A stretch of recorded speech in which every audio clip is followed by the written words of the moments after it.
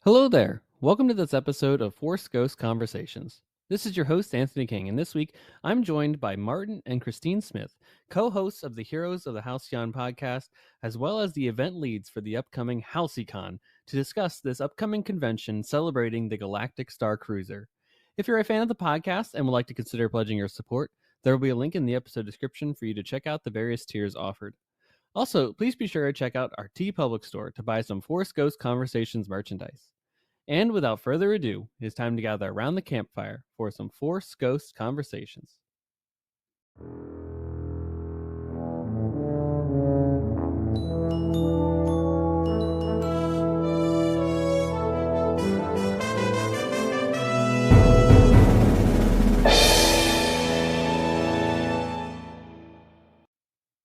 All right, everybody, welcome back to Force Ghost Conversations. And we have another amazing action-packed episode for you, talking all about Halcy-Con, the 2-day celebration of the Galactic Starcruiser. It'll be taking place in Kissimmee, Florida in October. Tickets have already been well sold out by this point, but hopefully you were able to snag tickets if this was of interest to you.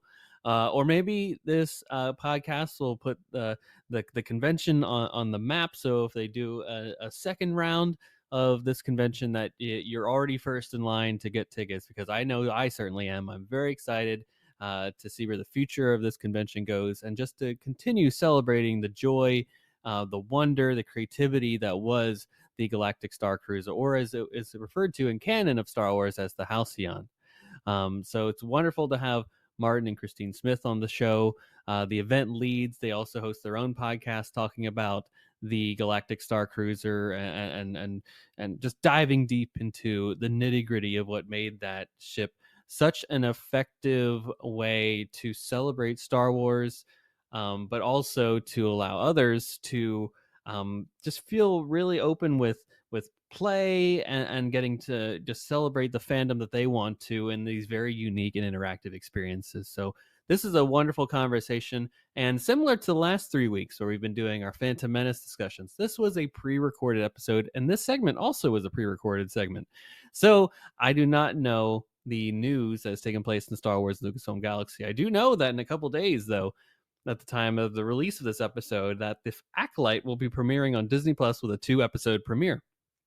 You can rest assured we will be back on next Sunday with a a regularly recorded. We record that week, release the episode on Sunday episode. It's kind of the standard fare that we usually do here at Force Ghost Conversations. So any type of news that we've covered or missed in the last couple of weeks will most certainly be covered in that segment of Cloud City Gossip in next week's episode. So I thank you all for your patience on that matter. I hope that a lot of cool stuff has come out in the Lucasfilm Star Wars Galaxy over the last couple of weeks here that we can really geek out about in full detail and give it its just due of time and discussion and all that stuff. So I don't want to take any more time away from the anticipation of this wonderful podcast that you have awaiting for yourselves on the other side of this break here. So I'm just going to cut right to it. I hope that you stay tuned for this wonderful conversation, and may the Force be with you.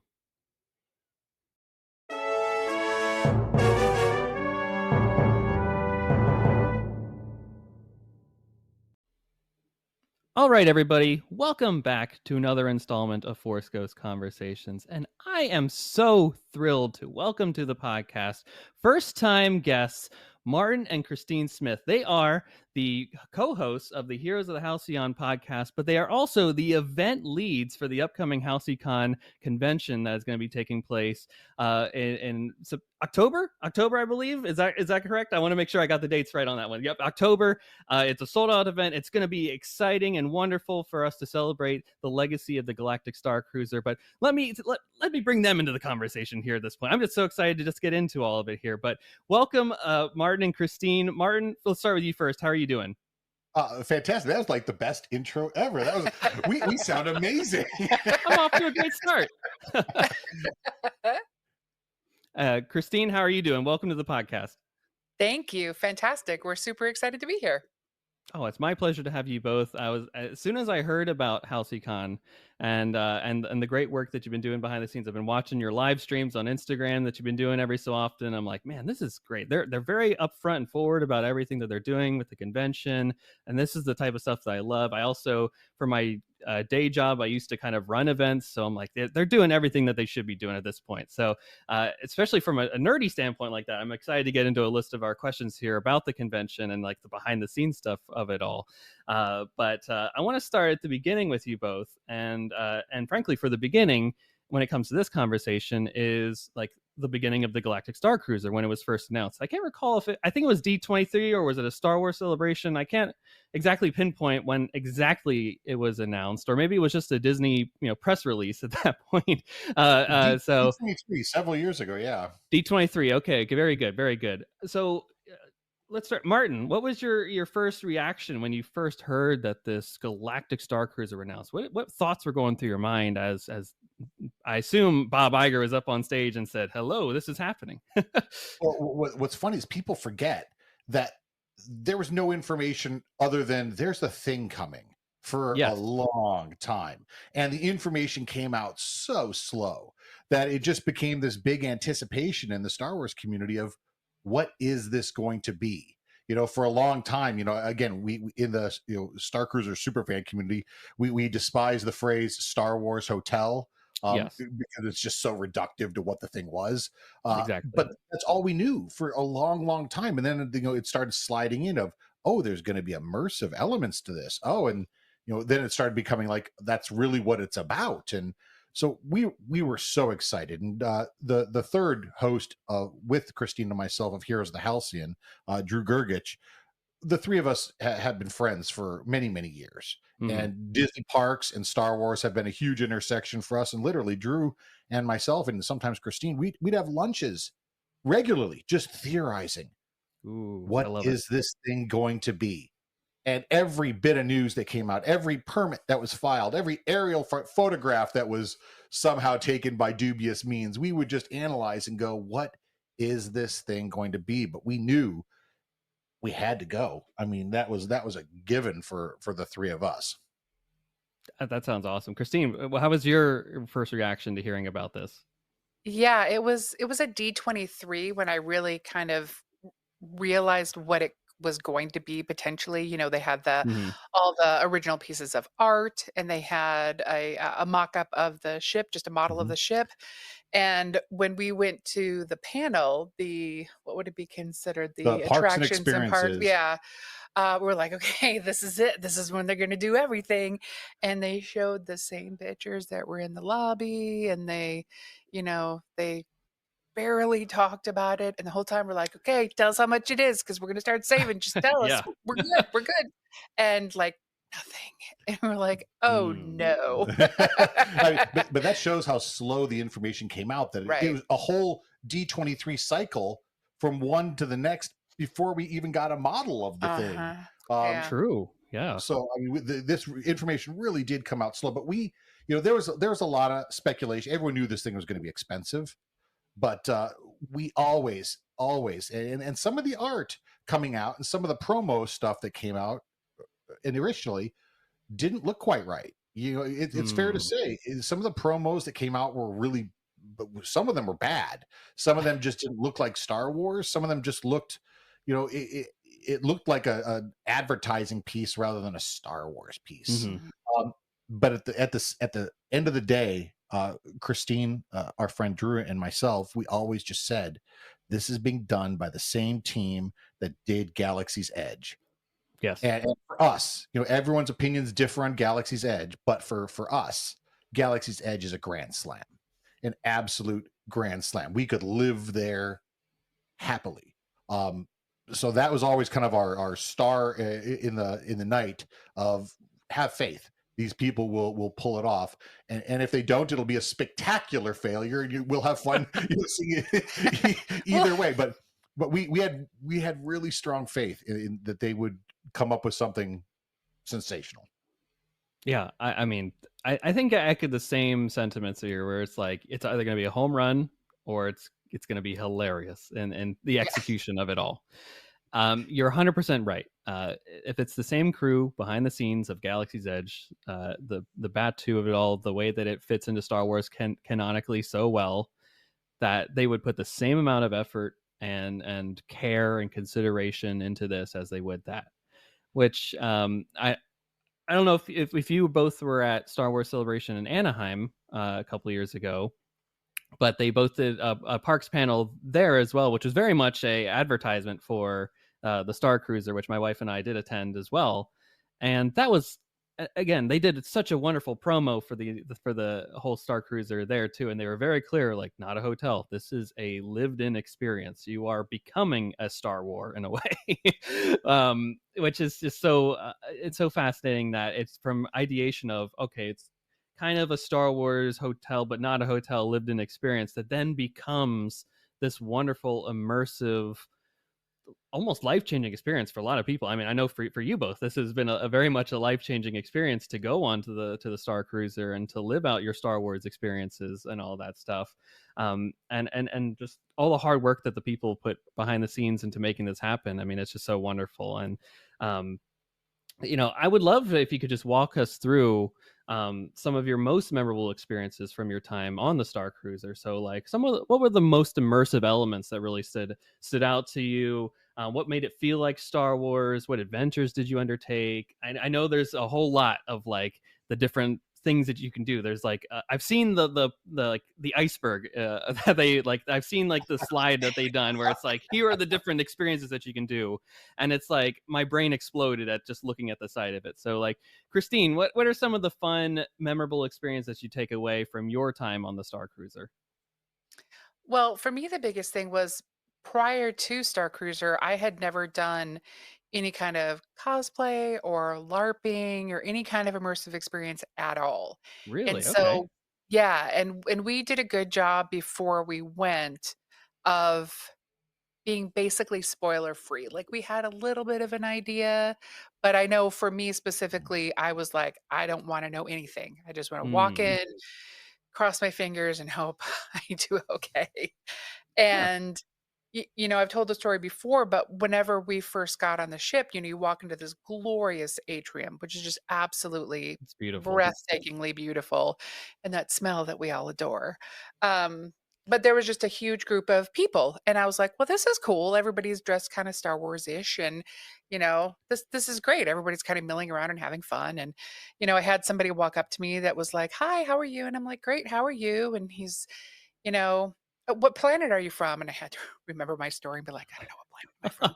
And I'm like, "Ryloth." He's like, "Oh, yeah, you're a Twi'lek." And I'm like, "Yeah." And he's, "Yeah, I'm here from," I don't remember what planet he's from, but he tells us what planet he's from. "Yeah, I'm here because I really love Gaia, the singer on board." Yes. And I'm like, "Wow, that's really cool." And he starts talking stuff, and I'm like, "This guy is really into it. Like, he's got his story down. And This his is his great." outfit and his costume. I mean, Everything. I was like, he's an alien character.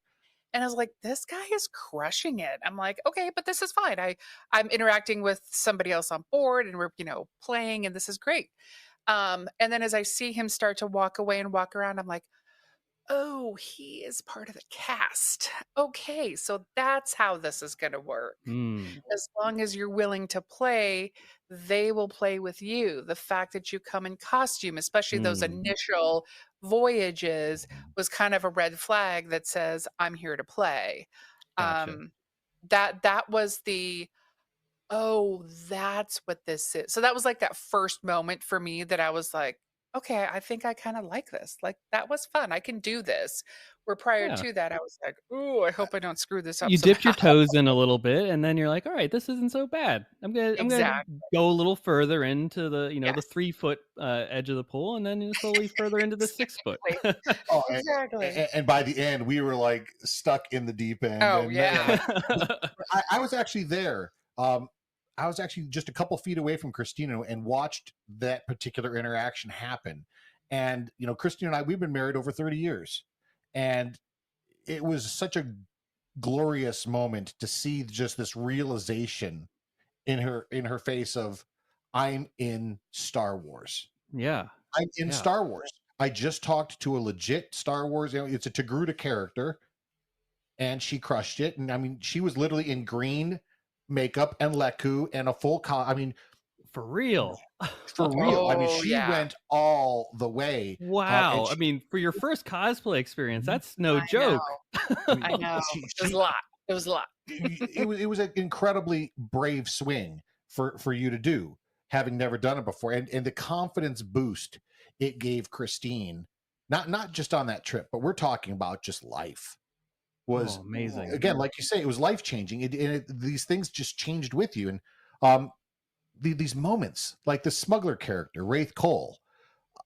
You're just walking down the hallway and you have this incredibly charming scoundrel, character, just tap you on the shoulder and say, "I need your help. Come with me." And you just go to some secret corner and you're put on a mission and you've got to help save the ship or deliver this thing or hide Chewie or whatever.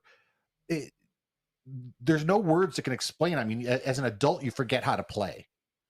Yeah. You do.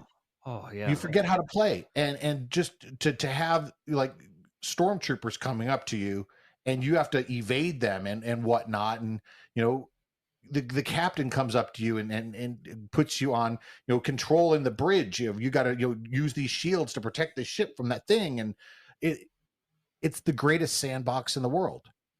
I mean, I don't know what words. I mean, we've been talking about this thing for over 2 years now.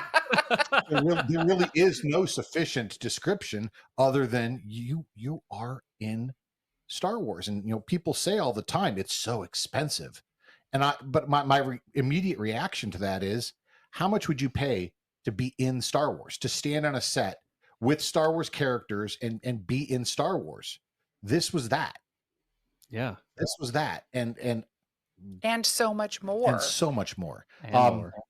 Yeah, it's the community, really. Honestly, the fact that this community, the Starcruiser superfan community, has grown, and they're just the most positive segment of the Star Wars fandom. I mean, Star Wars has got a lot of toxic elements in the fandom. There's just a lot of divisiveness, and if you don't like the thing I like, you're wrong. And the Starcruiser superfan community, it's nothing but positivity and support. You want to do this thing? I'll help you build this thing. You want to craft that? I'll help you craft. You want to know about the backstory of this planet? I'll tell you. The friendships that were made on these voyages are lifelong. We're ride or die kind of friendships that, as an adult, it's really hard to make friends. Yeah, I can tell you. It is. As an adult, it's tough to make friends. And this thing was a friend generator. You couldn't be put with people on this voyage and not become friends with them. It's impossible. The one thing that again would be almost impossible for Disney to know that it was going to happen, let alone to explain to people that it was going to happen and how it happens, is that if you allow yourself to play, and it doesn't mean that you're like full in, you've got a novel with your backstory and whatever. If you just allow yourself to let go and play and realize that you're playing with other people that are doing the same thing, and there's no judgment, there's no, oh my God, I can't believe you did it that way. Like, really? You're so vulnerable, and the response you get back when you are that vulnerable is nothing but joy. It's just, like Martin said, it's so supportive. I mean, yeah, I mean, for somebody like me, talking just about me personally, to get on the ship and just like pretend, and I pretended to have an accent, really poorly the first time, really poorly. But to just go up and talk to people, and that's not me. That wasn't me before Starcruiser. And we haven't run across a person yet that not only fell in love with Starcruiser and this community. We have not met one person that it hasn't changed their lives. And it could be something as simple as, I bought a 3D printer and now I create things, to I've changed my job and I've moved and I've done, I mean, it's everything in between. The number of people that are writing that never wrote before because they're just so creatively energized by this thing. The number of people that are learning how to craft, to paint. It's this community is so overflowing with creativity. That's kind of one of the reasons why we're doing Halcy-Con, just to give people a stage to show everyone this incredible creativity. But one of the most amazing things about Galactic Starcruiser that I don't think Disney could have possibly foreseen, I certainly didn't, is name something else in the galaxy where you would happily share a room with strangers to get on it. Like never in a million years would we have considered doing that. And that actually there was actually a Facebook group, Starcruiser, Sweet Mate Finder, that became an incredibly huge and significant thing. So someone couldn't afford to go on their own. It hooks you up with some other, not hooks you up, bad terminology. It connects you with you get some connected, other person. With some other person. And we have heard that again, random people, 5 random people that had never met each other got put in one suite on Galactic Starcruiser, and they're lifelong friends. They're going on vacations everywhere in the real world now. They're celebrating each other's birthdays. They're talking on the phone weekly. And this is not isolated. Mm-mm. This is happening all over. And I cannot think of a single other thing where that could have even been possible. And we never were in a cabin by ourselves. No. Never. 4 trips. And the room was full every time. Every time. Because again, you want to help as many people get on as you can. But staying with strangers. And the other thing that's just stunning that I didn't realize until after we were done with our first voyage is that it's what, a 46-hour adventure, if you really want to think about it. So just short of 2 days. Yeah. You don't look at your phone one single time unless you're doing a data pad thing for a mission. You don't actually look at your phone as your phone for 2 days. Think about it. What else? When's the last time I've done that? Yeah. When's the last time? Like, I can't think of a single thing. I mean, we've gone real places in the real world that are amazing, astounding, incredible, but I can't think of anything else that I've not looked at my phone for 2 days. I mean, most people can't not look at their phone for 2 hours. You would be crazy. But you're so engaged in what's happening, the outside world just ceased to exist. And people always say, I could have a 5-day vacation at Walt Disney World for the price of 2 days on Galactic Starcruiser. You notice the funny voice I'm putting on that. But I'm like, we love Disney World. We love Disney World. But do you remember every single trip to Disney World forever? Does it change you? I would dare say that it's super enjoyable, but I think people that went on Starcruiser for 2 days probably got more out of it than a 5-day thing somewhere else. And again, it's frustrating for us because so many people we know were saving up for it. Yeah. And I'm sure we'll talk about that later. Oh, we're getting there. Trust me. Unfortunately, you know the dark side. That's a little bit coming in this conversation.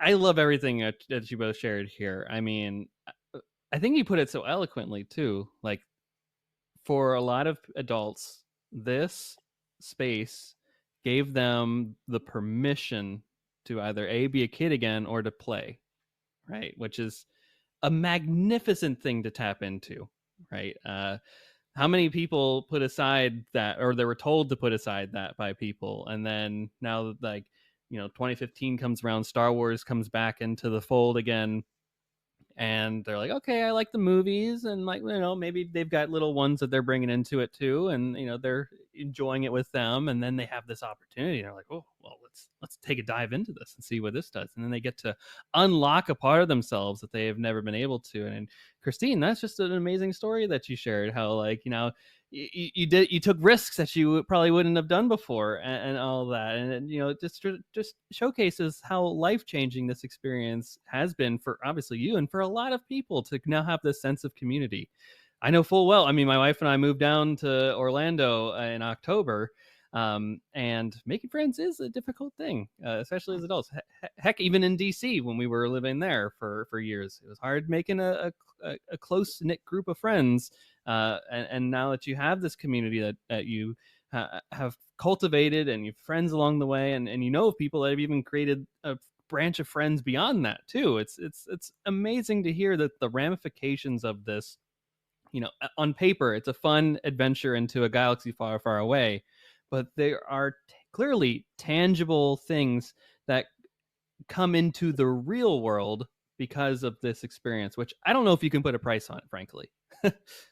You can't. You And absolutely cannot. and Disney couldn't have seen They this, couldn't or have. could they have? Yeah, they couldn't have It- foreseen it, I don't think. yeah, we've been lucky enough to talk to some of the people that actually had a hand in creating Galactic Starcruiser, and that's one of the things we like.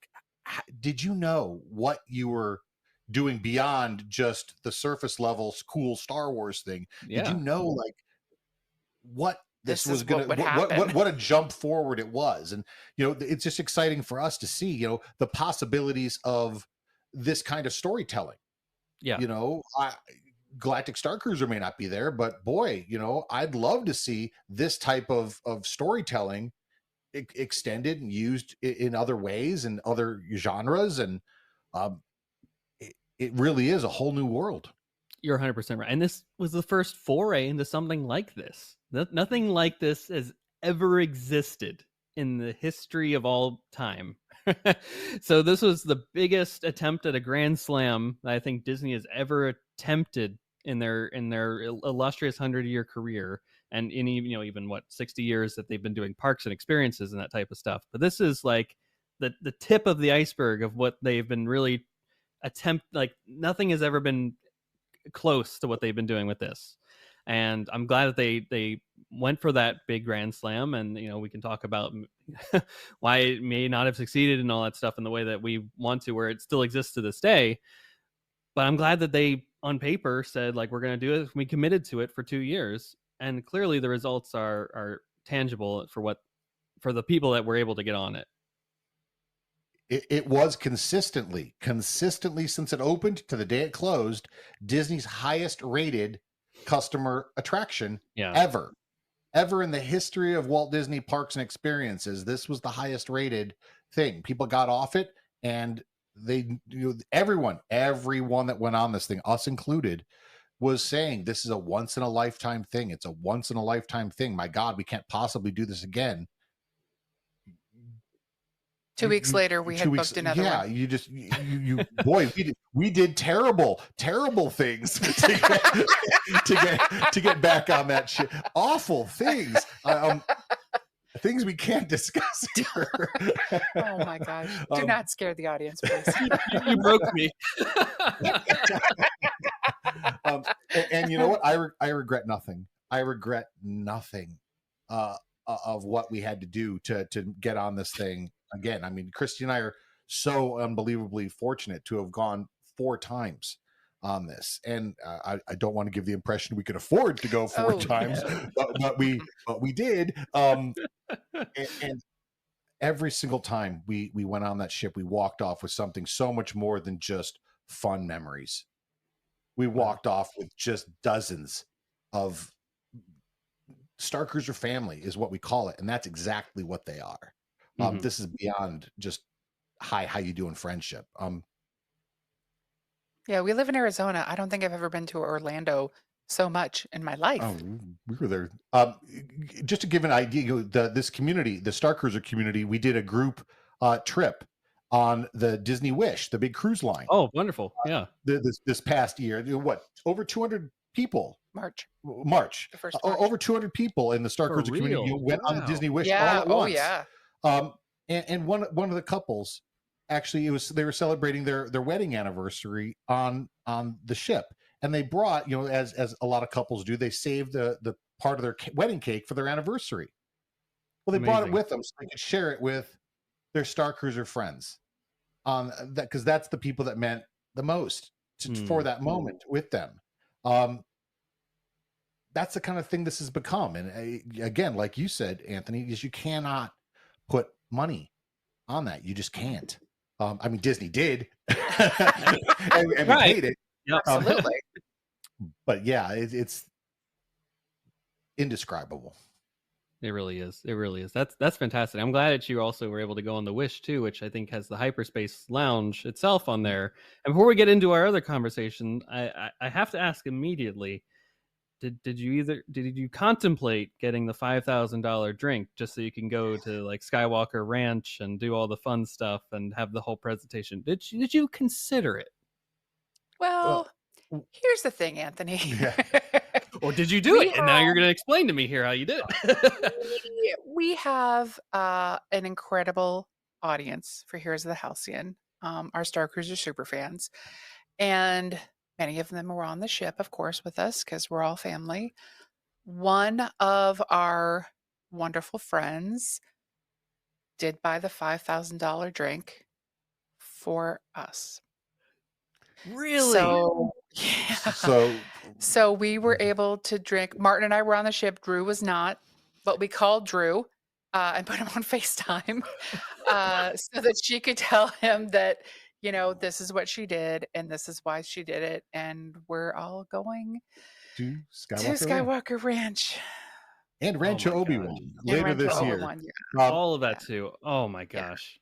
Wow. It was a ridiculously incredible experience. It's, there's like, I think the limit on the door says like 45 people for the Yeah. Hyperspace Lounge, and there had to have been triple in there at that It's- time. And they were like, okay, we're having a party, I guess. They've Celebration got when the Camtono comes out, like you have to celebrate that Yes. moment. Yeah. and what's funny is, I mean, they typically say that if they sell one $5,000 drink a cruise, wow, that's really That's great. rare. They sold what, 3, 4 on this one? Oh, yeah. And there's a $400 Wow. drink that I think they said that maybe they sell 1, maybe 2, maybe they sold 15 before the ship even left port. What? Yeah. I mean, we Yeah. we ran there from the minute we got on ship. We didn't go to our crew, our room. We didn't go in. We went to the Hyperspace Lounge. I want a coaxium Amazing. container. We're out. We're out. Like out for today. We're like, we're out. No, we're out. Do got to throw a huge shout out to our very dear Starcruiser family, Nicole and Brian. They had some friends going on the Disney Wish. Literally, I think the next cruise, Yeah. who got one and shipped one to us. So we actually did end up getting a coaxium container as well. So our collection Wow. remains complete. And really, Holy the cow. Hyperspace Lounge, it's not the Sublight Lounge that was on the Starcruiser, but it's But it was fun. it's It was a lot of it's fun. the next best thing in the galaxy. Yep. Good times were had.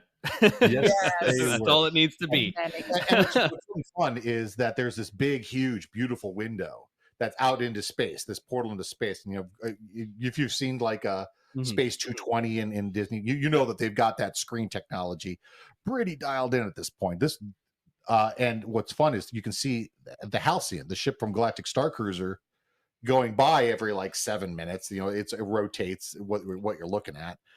But that was actually on the day we were there was the Halcyon's birthday, Galactic Starcruiser's opening day birthday. Yeah. So March 1st. we all That's got why to we sing had happy Oh, that's birthday right. to the Yeah. Halcyon as the Lady as H she flew by. and that was the bartenders there.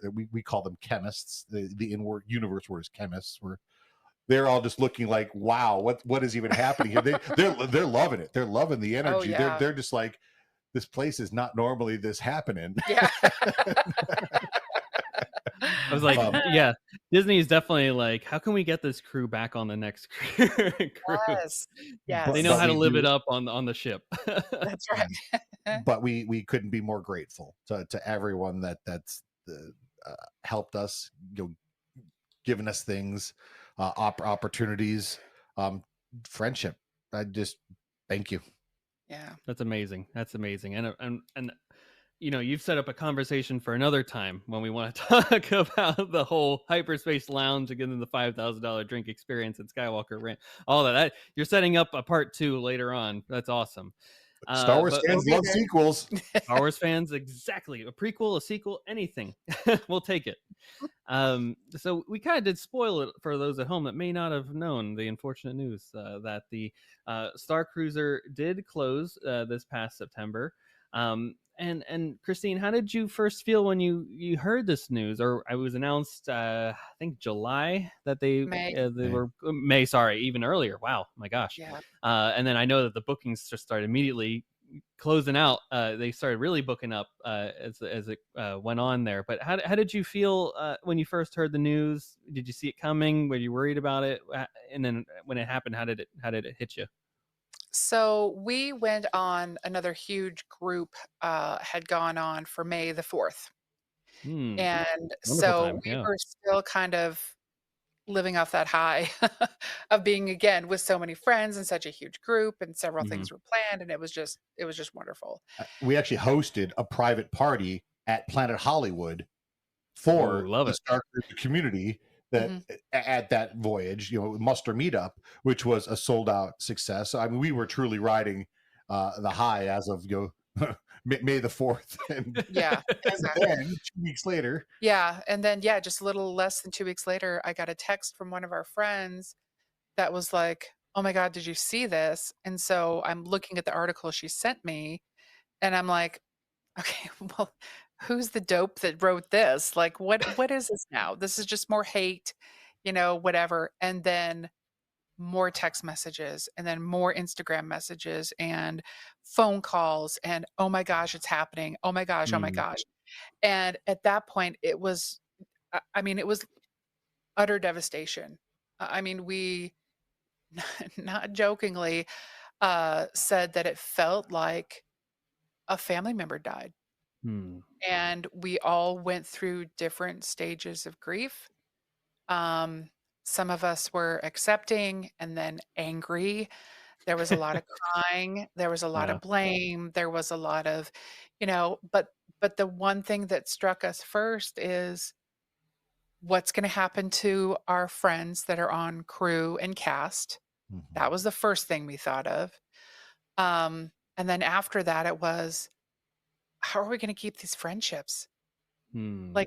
Like, we have this one location that we all pilgrim to, to be together, and what's gonna happen with that? Right. Yeah. So, yeah, it was thank goodness you were working at home that day, because yeah, if you there were was in office that day, that would have been a train That's a hard wreck. one. Yeah. Um, yeah, people calling asking us how we're doing, and we're like, we're irrelevant. yeah, Like, we appreciate the concern, no doubt, but yeah, like, it's the people that are going to lose their jobs. yeah, Hmm. That's the thing that really is killing us inside, that we're worried about them. um but it did blindside us. I mean, I had actually pre-trained myself, and I'm actually kind of proud that I kept a plan. I had always promised myself that well before it happened, that if Galactic Starcruiser were ever to close, that no matter what, instantly, I'm on the phone to Disney Reservations booking a cruise, one Hmm. last cruise. Um, and it's funny that, I mean, I did literally, Kristine, the oh my god, it's closed. I'm on the phone, and this happened so fast within the Disney organization that the people at the reservation center were literally getting the news the same Wow. time we were, and they're like, wait, we can't, reservations have been paused, reservations, wait, just we don't know anything more. Within a few minutes, they just stopped taking, they they stopped stopped even answering the phone. responding Oh my at that goodness. point until things clarified. But I mean, I got on the phone so fast that they didn't even really understand the full implications. I really do believe, because again, when we were on the ship on May the 4th, Imagineers were on the ship. The Hmm. the the project lead of Galactic Starcruiser was on the ship. They were actively planning, how do we The advance next the stages. story, Yeah. how do we move this along as we go. That was actively being planned. I don't believe anyone in Disney knew this was happening until 24 hours before. They just, we don't know. There's a million theories. What Kristine and I just truly are believe, Disney Plus was hemorrhaging hundreds of millions of dollars, hundreds of million, and frankly, Hmm. they went headhunting for money. And the great thing about Galactic Starcruiser kind of turned out to be, its Achilles heel is that it's not technically connected to the parks. Mm-mm. You can Nope. close Galactic Starcruiser and not impact Disney Hollywood Studios one bit. Mm-hmm. It's a swift, clean stroke. You want to go find $300 million? Boom, there it is. There it is. And that's kind of the, people, it's super cool to take this transport from Galactic Starcruiser down to the planet Batu. It's super cool. But the fact that they could literally just close one door in Disney World and have that be the only public thing anyone sees made it a really easy, swift stroke. And we believe that's what happened. So they just went headhunting for money. It was easy. That's what happened. So the building's still there. Yeah, the building's still there. We keep hearing different things from people. They can't use anything for 2 years. Well, let me tell you, they're selling merch right now from Galactic Starcruiser on the Disney Shop Disney right now, and it's in the parks. It's in the parks. So, I can guarantee. Yeah, tell you that. brand new runs of it. I mean, they were they sold Galactic Starcruiser outfits in the online shop and on board the ship, and the adult sizes were sold out within a couple months of it opening and never restocked. Well, last week they got whole brand new shipments of every size of these things. Wow. So they're making more of this. So, and all these people saying they can't use any element of it, we don't think that's 100% accurate. So could it come back? It could, but we're really just going to enjoy the amazing thing that it was. And really, we're looking forward to this was just the first building block. Yeah, it really was. What are all of these incredibly talented people doing next? Mm-hmm. Mm-hmm. If this was the first try, we can't wait to see what they got on deck for the next one. Yeah, 100% right. It's the first domino. Who knows? Yeah. I'm sure that a lot of the people behind the scenes have been repurposed to working on other stuff, maybe even in the Star Wars realm. I always think what is next? I think often about the future of Galaxy's Edge and these experiences that they're doing, and the sky is frankly the limit when it comes to that because of the Galactic Starcruiser, right? If they can do this, what can they do next after this? Learn lessons from this, take that into the next stage. What concepts did they work on that didn't come to fruition, perhaps, or were just still in the ideation stage and all that stuff? They can maybe bring to Galaxy's Edge as an experience, or if they reopen the Starcruiser in some capacity to be more of an experience, a la carte kind of experiencing. Who knows? This guy could potentially be the limit when it comes to all this stuff. And I do like your approach, though, of we don't know what the future holds for it, but we're going to celebrate the memories, the connections, the experiences that we did have, which I think is the healthy way to look at it. Because, but I will say, just for me as a fan, it was kind of devastating in a way because, my wife and I have been secretly saving up to go on it eventually. We were moving to Orlando, so we were saving money to buy our house first and foremost.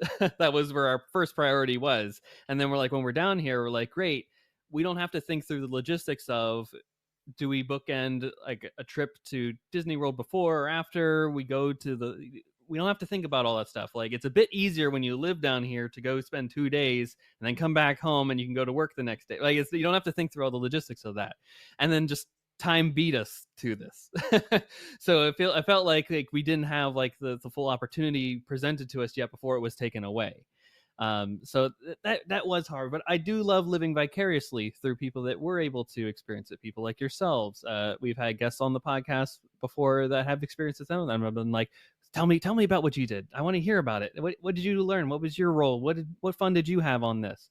And I love that you're continuing to, raise the torch of the Galactic Starcruiser and sing the praises of what it did as a community builder through Halcy-Con.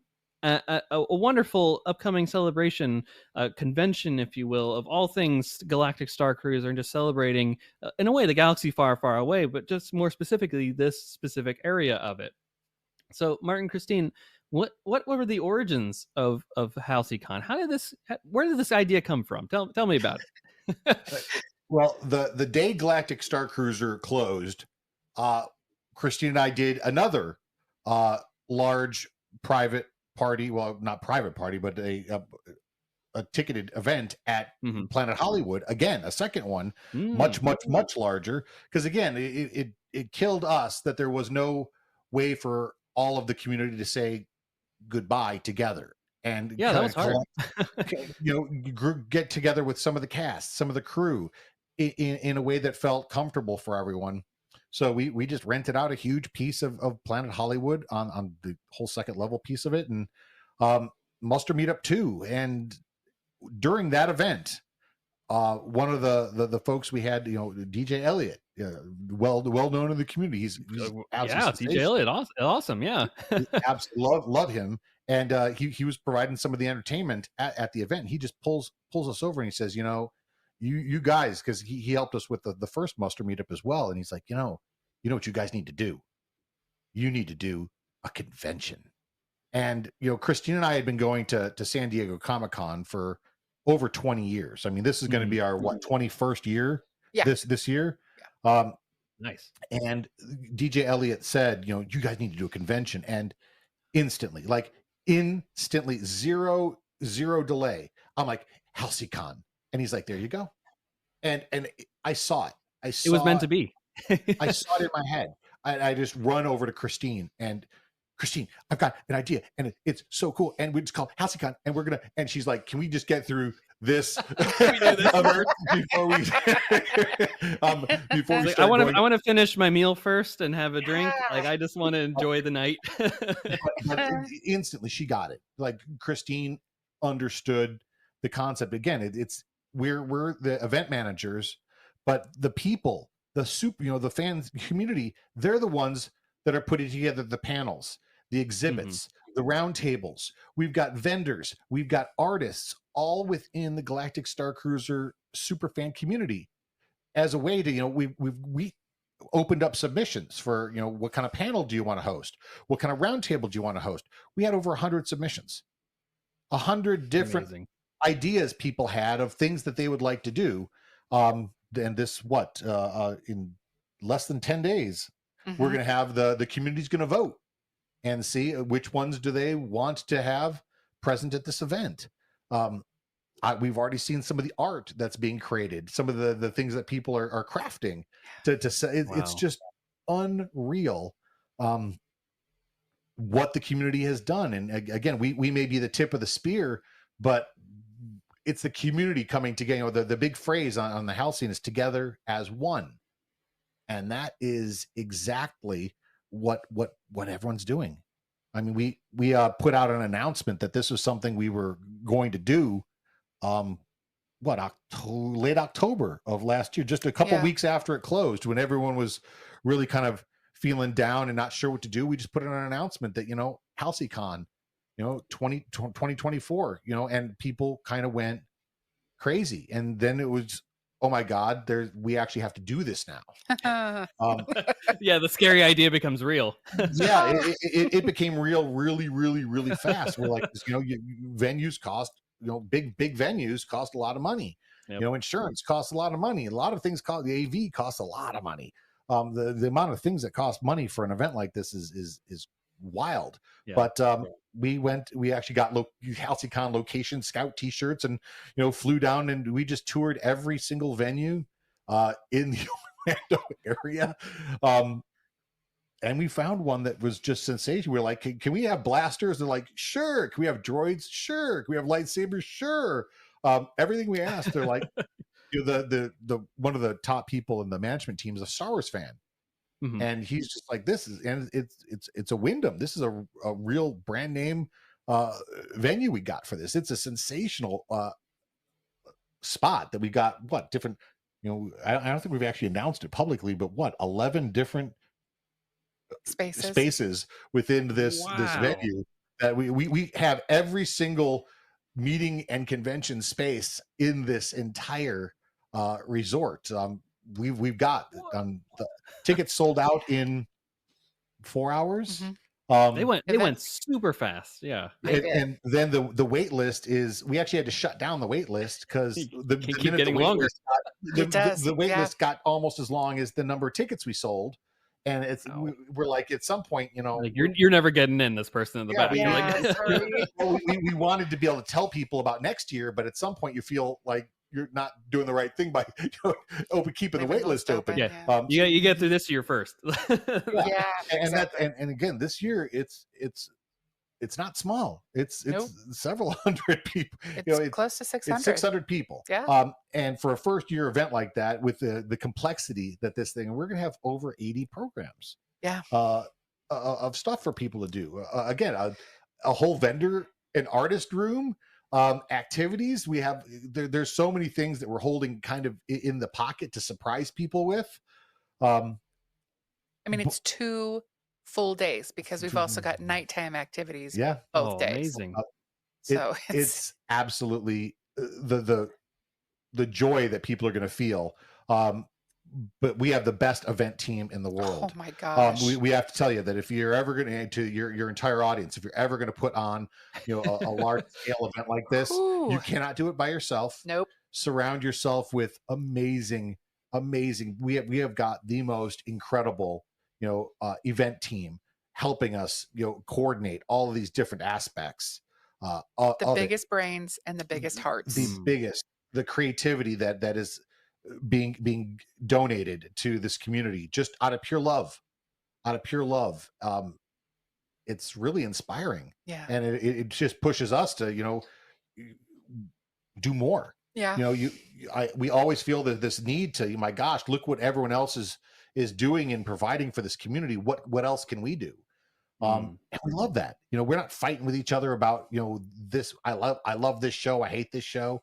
We're just like, what more can we do? Yeah. And it's this, instead of a vicious cycle like so many fandoms, this is just some super positive, What's kind of fun is like between our first and second voyages, when we started the podcast with our friend Drew, is we each shot in character videos of our to post, because we kind of been given the clue that people in the cast and crew do watch these things before each voyage to say who are the people coming on this time that are kind of the we're totally here to play people. And we shot incredibly elaborate videos. Like our entire house was a green screen for 2 months. We had to figure out how to do special effects that we had no idea how to do, and all this crazy stuff. Just learning on the fly. What? It came out really amazing, and it totally helped sell our characters. I'm Holovid director Jorg Sakul, and Kristine is Captain Mali Fassant of the Starship Aurora, which has got so many Easter eggs for Disney fans. But it's such a fun thing to be able to just give something back to the community. What was it? It was 2 days after the closure was announced. 2 days that we got an email that for the first time at that point, 20 years we had been going, we had a panel accepted to present at Comic-Con International in San Diego, like the big Comic-Con in San Diego. So Kristine, myself, our friend Drew that does Heroes of Halcyon, and the incomparable Nick Tierce, who is just the most incredibly imaginative and creative and knowledgeable person about Star Wars and so many other things. We were able to present the first Galaxy's Edge and Galactic Starcruiser panels ever at San Diego Comic-Con. Amazing. No one had ever done it before. And so it was to go from this incredible sorrow and loss to it had this one beautiful gift left to give to us. And we packed that room. We presented in the Star Wars room on Star Wars Day, a Star Wars panel to this entire audience of very excited Star Cruiser fans. It's not a small room either. They put for a first year room. That was something. So we really put our heart and soul into this. And so many people have, and it's this gift that just keeps giving, and it's closed now, and it's still giving. It's still very popular, right? I love what you're saying here. And first and foremost, I think DJ Elliott, we got to thank him for kind of creating this idea or helping to inspire the idea behind Halcy-Con. We wouldn't be talking here today if it wasn't for this little conversation with DJ Elliott. So you probably, our listeners have probably seen him at Star Wars Celebration. If you've been in the big panels, he's usually the guy hyping you up before Ewan McGregor comes on stage, or someone big comes onto the big panel to chat about whatever new is coming out in the Star Wars universe. So thank you to DJ Elliott first and foremost, but thank you to you both for taking the charge and moving this idea forward. This very scary idea of like, can we do this? Well, we're doing it now. We're in it, and it clearly the energy is there for this. It sounds like you both are feeling it from the people that are working with you and making this happen. And it's a cyclical cycle of you feel the energy and you're giving it back, right? The fans that are coming to this are giving it to you as well. And it just is a wonderful thing that I'm hearing from you both is like everyone just wants to make this the best event possible.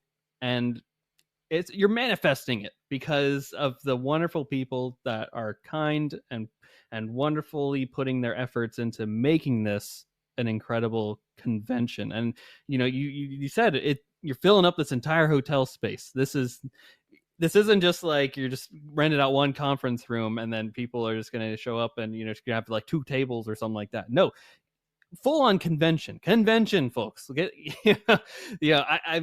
I'm sure people are thinking in their heads, like, some of the local conventions and stuff like that are happening in their neck of the woods, right?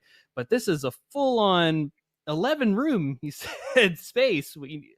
So many things, vendors and artists and cosplay. All the sky's the limit, frankly. I'm sure you've got a whole other plethora of things that are going to be happening at this thing.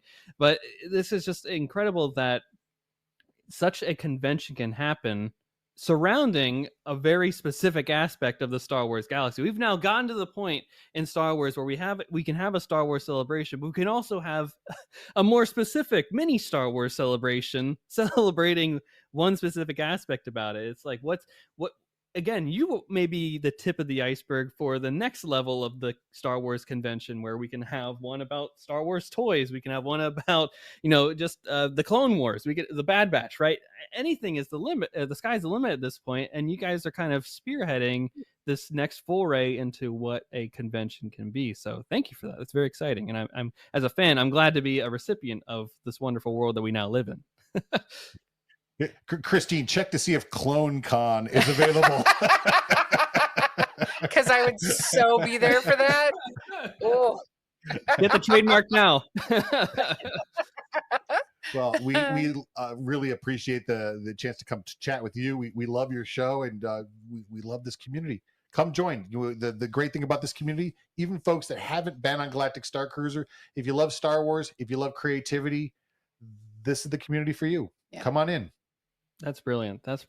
So, like, some of the nitty gritty behind the scenes stuff of this, like, what was your thought process for picking this venue? Like,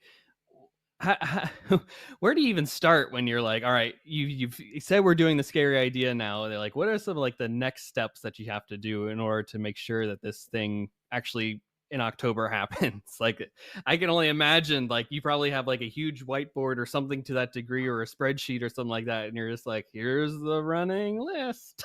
Yeah. You know that meme that goes around from It's Always Sunny in Philadelphia with all the lines connected? It's basically that.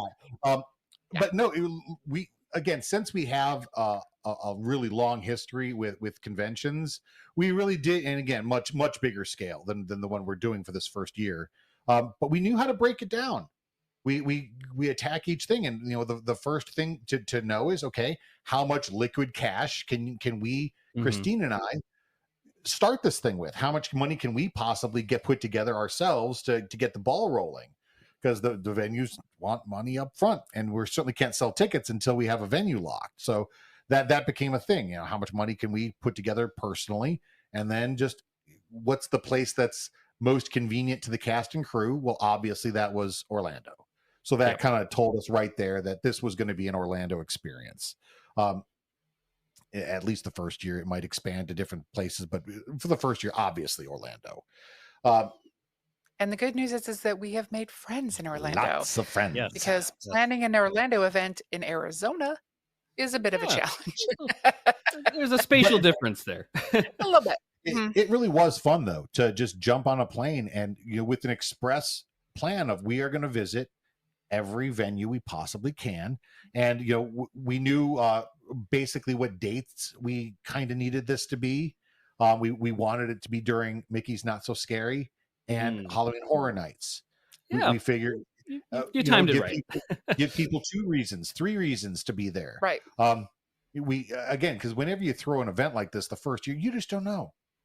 I mean, our first 2, our 2 muster meetup ticketed events sold out really, really fast, but you just don't know. This is a huge jump to go to a 2-day, and you never want to take it for granted either. Yeah, you never want to assume. 100%. So we were like, well, 600 seemed like the right number to because we looked at a bunch of venues, and to go up to the next level of venue, it's a huge jump in attendance and cost. This is like the biggest possible venue before it gets really, really big. And we really liked this team at the Wyndham Celebration. Yeah. They took the time to answer the questions, and again, so many of the places, they wanted $30 a day to park from everyone, and we're like, what? That just didn't make. So many venues wanted ridiculous things, and so many venues said no lightsabers. So many venues said no blasters, no cosplay, no armor. So and this place, they went off the list pretty fast, I imagine. Exactly. they did self-select, and again, a lot of the places were already booked for the weekends that we were looking at. So we were able to kind of take it down from a really big list to a list of finalists in one trip. Yeah. And from there we just kind of went through and just again, as a convention attendee, what would I want to see?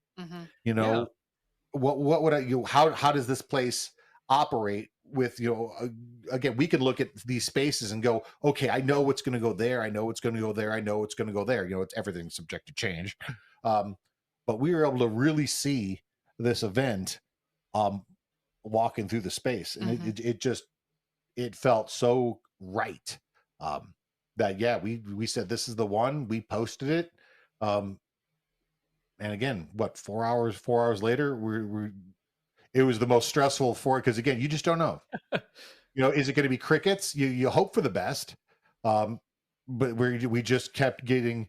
I was like, do I turn on the notifications that badges are selling? I'm like, yeah, because every couple minutes I'd like to see a badge, and we turned, the time went up, and it was just my phone was just ding ding ding ding ding, and I had to turn the damn notifications off. It was just getting ridiculous. That's a good problem to have. A very good problem to have. It was really, really gratifying to Kristine and I, and really, again, we were worried because we had put ourselves out enormously. We were on the far edge of the diving board at that point with how far we had gone personally into this. This was a huge swing for us. I mean, this is not a money-making venture for us either. We're trying to put every dollar we can into this show to make it the best it can possibly be. This is our gift to the community. And it's an expensive gift. Enjoy it, folks. This is a big one. This is your Christmas and birthday combined. But this community deserves it, and the excitement to how many people are ever in a position where they can make so many people excited about something together. So it's really a very special thing for us that we didn't want to waste that opportunity. For whatever forces in the universe collided to kind of put us in the spot we were at. I mean, we were kind of just the right people in the right place at the right time. And with just the right amount of crazy.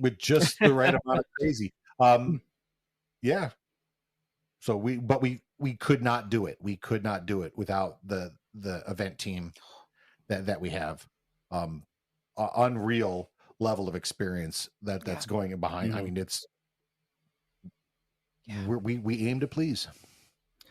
And I think it's awesome that you both saw the twin sons. This is your twin sons moment, was looking at at Halcy-Con and seeing the potential of it, and then saying like, yeah, we're gonna make this happen. And then I love that you kind of describing this experience of walking in the venue and just being like envisioning it, right? And you're like, all right, this is where this can go, this can go, and you have the experiences of going to many conventions in your experience, and you're like, and the same thing that I do with kind of like this podcast in a way where it's like, I want to make, and for you, this is a convention, I want to make the convention that I want to go to, right? So as the person that's in charge of it and behind the scenes of it, you're like, okay, I know at this show I didn't like when they did this, or I like when they did this, and you can kind of take the experiences and mold it together into one amazing enterprise that you're like, this is going to be the best because I know this is the one that I would want to attend as an attendee, which is really great. Well, and for us, it's been really important too that everything that we have done at every little stage has been an open book. I mean, that's why we started doing Yes, the that was Instagram wonderful. lives, Yeah. to just be like, okay, look, here's what's happening.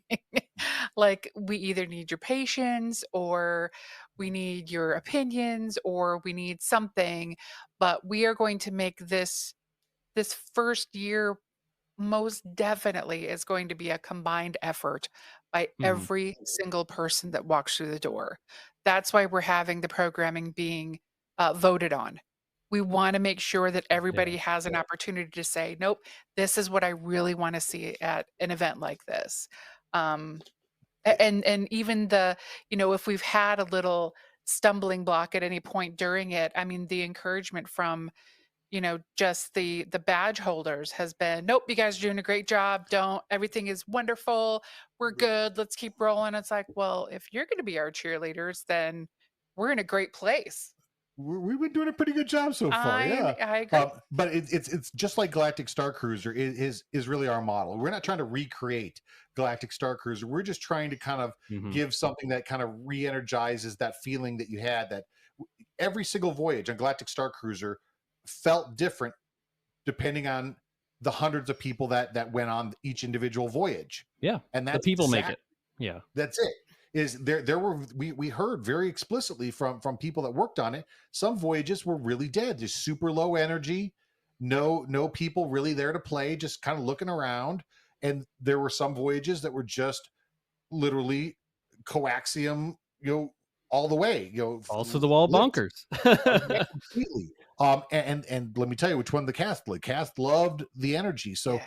but the people that were on each voyage made each voyage what it was, and they're going to do the same thing at Halcy-Con. We really, it was a dream come true for Kristine and I to be able to present at San Diego Comic-Con. Again, we had been going 20 years. Mhm.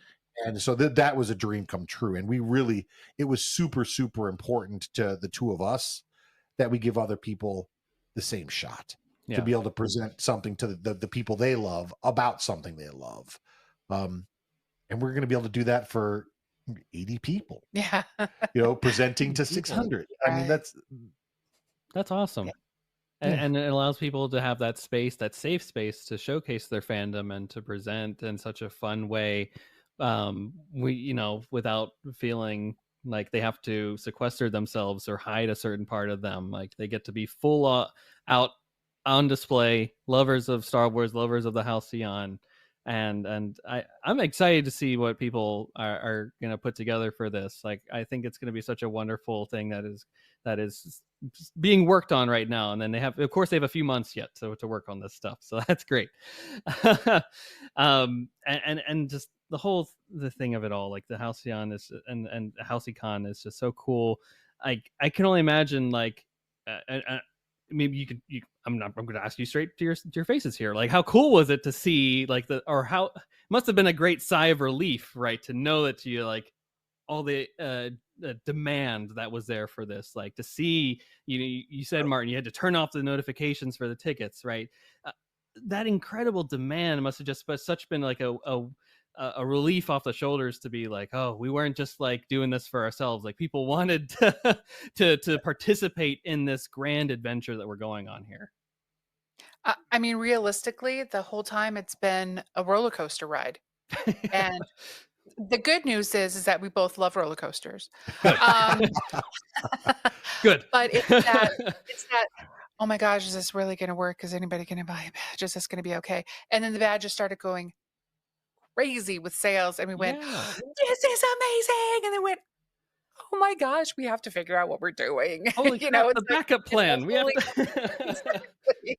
So every step that we've done for Halcy-Con has had both of those things. Has had the, guys, I really hope this works. And then it works, and you're like, yes, okay, let's move on to the next thing. And so it's, again, it's nice to be able to, as husband and wife, to be able to share that with each Yeah. other. What a great You journey. know, Well, yeah, it has been. and for every amazing creative thing that's a piece of this, then we have to talk to different insurance providers and get different quotes. And there's all the grunt work. There's a ton of grunt work All the stuff you behind the have to do. scenes. Right. It has to get done. A million iterations of different things to just optimize everything. And so like Kristine said, you got to take the exciting, amazing creative stuff along with the administrative boring stuff. It all It's all has there. to, Galactic Starcruiser was a lot of people working behind the scenes to make this magic on stage happen. A lot of people working behind the scenes, and we never ever forget that it doesn't matter how boring something seems to us while we're doing it. We're like, this is serving a bigger purpose. Yeah, and that's so cool. And I, as a fan on the sidelines, kind of watching the tickets go on sale, and then I think did they go on sale at noon Eastern time? Was that the okay? Because I remember they go on sale when I was eating lunch, or I remember seeing tickets on sale when I was eating lunch. And I was like, okay, I saw this. I saw the post on Instagram. Tickets are on sale live. Go to this link, and then I think you said 4 hours later. I think around dinner time, I was like, holy snap! It went out. It sold out already. I was so thrilled that that it had reached that level of anticipation and hype, because I I will be in Nashville that weekend, and I was like, man, if my plans fall through there, maybe I can swing by Halcy-Con if there's a ticket still available. You never know. And then I was like, well, that plan went out the window. But that's a good thing. That's a very good thing.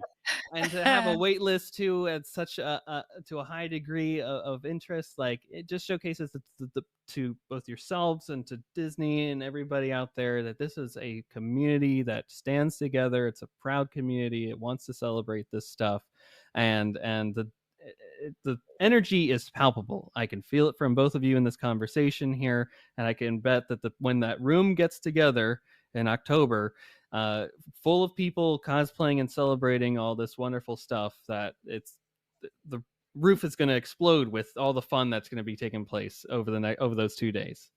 And speaking of those 2 days, like at the time of this recording, so there hasn't been an announcement of like panels. I know people are like voting on the types of experiences that'll be available, but I imagine there's going to be a ton of stuff for attendees. So what can you kind of tease for the listeners about what folks in attendance will kind of see over the 2 days of the convention? You mentioned some nighttime stuff, daytime stuff, of course, too.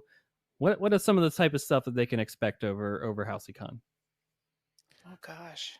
Well, again, everyone, the content itself is being voted on in roughly 10 days. We Right. have the voting open for 2 weeks. So that we're going to start making announcements in the coming months, that we're going to have a full show schedule, but there's going to be panels. There's going to be presentations. There's going to be roundtables in kind of a more intimate setting. We're going to have exhibitions where people have got like amazing things that they've built, reproduction, a lot of different things that encompasses. Again, nighttime entertainment. We're going to have two days of nighttime entertainment, completely different programs each day. Vendors and artists. We've already had to close the vendor and artist submission. We completely sold out of spaces for that, and a lot of the vendors and artists we have are doing exclusive items for Halcy-Con that you can only get there. I love a con exclusive. Yes, we all do. We love We con all exclusives, do. and just it's so much fun that's one of the funnest pieces for us, is that when as one fan you can only afford to commission so many pieces of art or crafts or whatever. But when you got 600 people, behind you providing demand, you can get a lot of stuff created for them that normally would be completely inaccessible. So we're gonna delight some people with some stuff that they get to buy only at Halcy-Con. Ooh, Plus, we know this incredible community has. They are. I'm not even sure. They're rabid. They're Yep. rabid to Yeah. enjoy what each other make, and so we know that there are tons of people out there that are already planning. Like, okay, I'm making 600 of a thing that I'm going to bring, and I'm ready to trade. Yep. And it's like, oh my Nice. gosh, it's going to be amazing. It's going to be amazing. I love when people just have full reign to be creative. How often in life, right? We talked earlier, like this is a safe place. The Starcruiser was this place to have fun and to play. And I love that this is also another instance where people can be creative, right? It's a safe place where they can just say, all right, I have an idea and I'm going to bring, for example, trading cards. I'm going to bring trading cards that I've created at home and I'm going to hand them out to people and trade them for whatever they might have. And that whole system is just awesome. And it really only happens at a convention where you feel, again, safe enough that you can just go up to random people and strangers that you normally wouldn't probably ever talk to. But you have a common shared interest between each other because you're at said convention where it is about something, a Comic-Con or Star Wars Celebration, Halcy-Con. You're there for one specific purpose to chat about, so you already have an in of conversation with another person. And I just love this. Again, the sky's the limit for what you can do, and you foster a wonderful place where that can happen, which is awesome. Well, I'm at my last question here, and although this first iteration of Halcy-Con hasn't come to pass yet, it's coming out in October of 2024. What do you think about the future of this convention? I mentioned that I've missed out on this first round, so I'm very much intrigued by your answer, which you've kind of hinted at a little bit here. Are you considering perhaps bringing it back for additional voyages, if you will, a round 2, perhaps? What do you think about the future? I maybe, you may be saying like, let's get through this first one, but from what I've heard from both of you, you may be thinking about the future too. Well, we've joked quite a bit that in our relationship, especially when it comes to things like that, that Martin is Walt and I'm Roy. So it works really well. It sure does. So Walt over here already has ideas. I love it. I have a 3-year plan. A 3-year plan. I have a 3-year plan.